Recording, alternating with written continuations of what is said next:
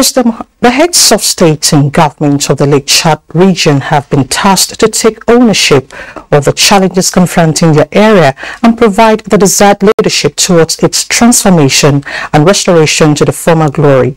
President Muhammad Buhari, who through the challenge also made a strong case for troops of the multinational joint task force to be adequately motivated to take the final push to eradicate terrorism from the region. This was at the opening of the 16th ordinary session of heads of state and government of the Lake Chad Basin Commission in Abuja. State House correspondent Adamu Sambo reports.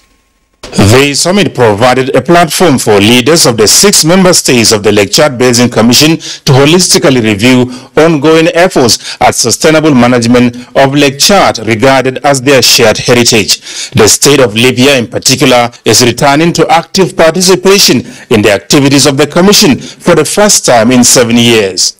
President Muhammad Buhari, who has been steering the affairs of the organization since 2018, takes pride in the great strides collectively achieved in the restoration of the Lake Chad region to its once enviable state and hope of economic development. Our sustained sacrifices in restoring peace and stability to the region and to enable the people in the area to return to their normal lives and activities are highly commendable.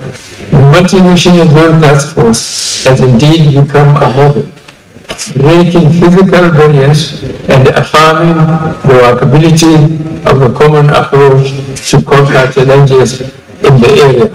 It must, however, be stated that despite the successes recorded by the gallant troops of the multinational joint task force and the various ongoing national operations in the region, the terrorist threat still lurks in the region. The Lake Chad region, the president said, is faced with a complex security situation that is highly dynamic, constantly changing and increasingly influenced by the impact of climate change and other variables, including external factors, which made it imperative for them to review the development and counter-terrorism strategies that are operational in the region. The fight against Boko Haram and other forms of criminality, President Buhari insists, must remain issues on the front burner of discourse in the region. Weapons being used for the war in Ukraine and Russia are equally beginning to filter through the region. There is therefore the urgent need for expedited collaborative actions by our security services to stop the circulation of all illegal weapons in the region.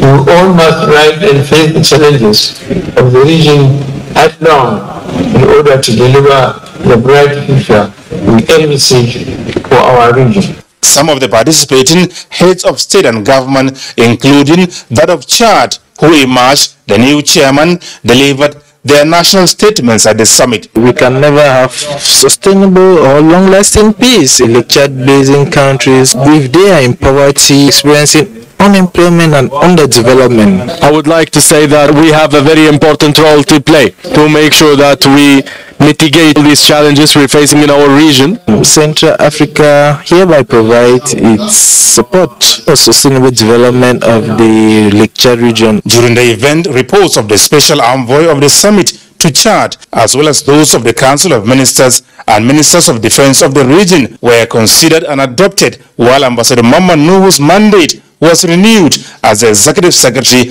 of the Lake Chad Basin Commission. High-level talks were also held separately between President Muhammad Buhari and the Chairman, Presidential Council of Libya, Mohammed Al-Manfi, as well as his Chadian counterpart, Mohammed Idris Deby Itno. Details of their discussions held behind closed doors were not disclosed. From the State House, Adamu Sambo, NTA News.